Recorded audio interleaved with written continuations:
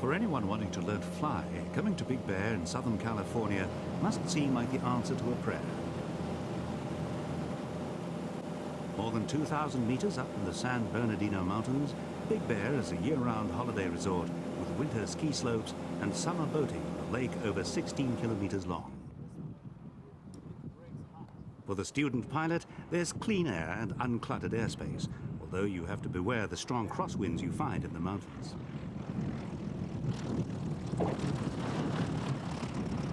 Big Bear may seem like other small airports, just in a better location. The local air charter service, Aero Haven, also trains student pilots.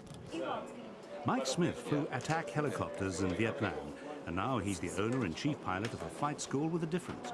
Aero Haven has become a mecca for disabled people who want to take up flying.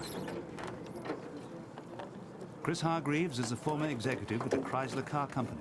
26 years ago, a child with a rifle put 4 bullets in his back. Now retired, Chris wants to learn to fly. Oh, I brought a son.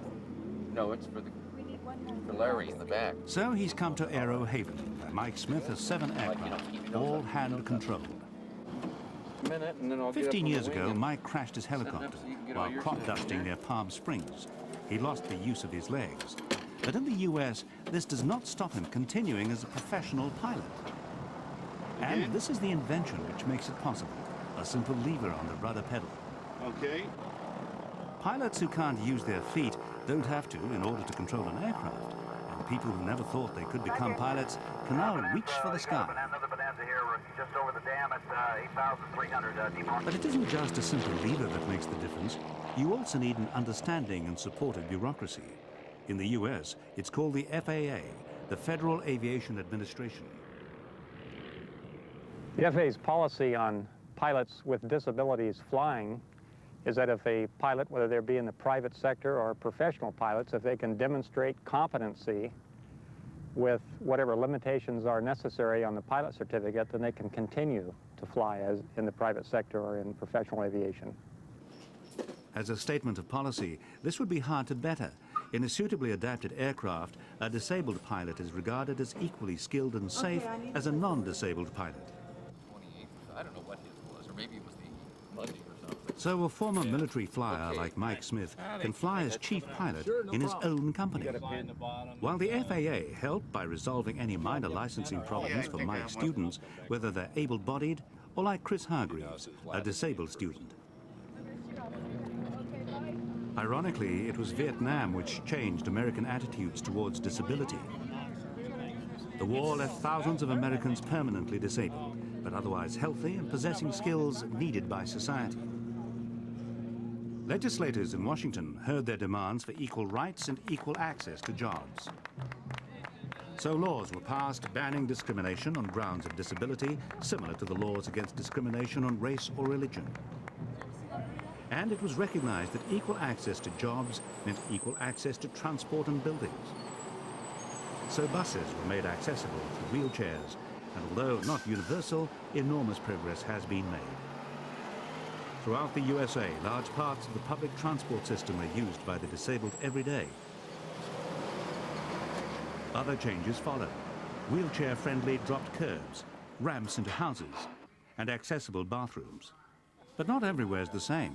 British fighter pilot Tim Ellison survived when his fighter crashed. In England, his flying career was finished, so he came to Big Bear. Now I'm trying to do my airline transport pilot's license, which is something I can't do in England. In fact, I can't go further than private license in England at the moment because medically they won't give me a medical category to qualify me for the commercial or airline transport license. So I've got to do it in the States.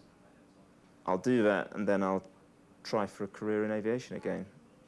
Sometimes wish my legs still worked, especially when there's a strong crosswind, but it's just a matter of adapting. And it's as challenging. The flying is as challenging as it ever has been. I mean, it doesn't matter what plane you fly, it's always a challenge, and that's why I enjoy it. The FAA accepted Tim's military experience of 2,000 hours in the Harrier jump jet. He's now licensed as a charter pilot to carry passengers, such as this customer wanting to get to San Diego as quickly as possible, and who seems perfectly at ease as his pilot slides his way into the aircraft.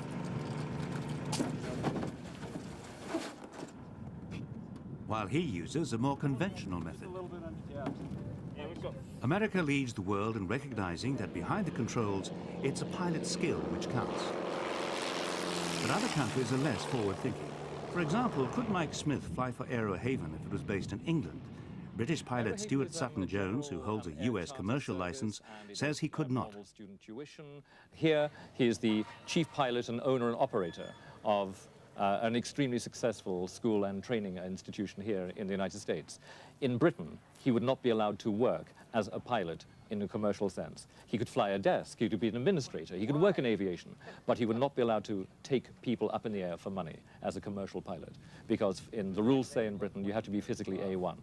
And there he is, a man with 12,000 hours, incredible experience, an extremely brilliant teacher. And that, I think, is the greatest condemnation of the attitude of the British civil aviation authorities to disability and aviation. Meanwhile, Chris Hargreaves takes an important step towards a flying career, successfully completing his first solo flight. Watched by some, perhaps thinking they'll be doing the same one day.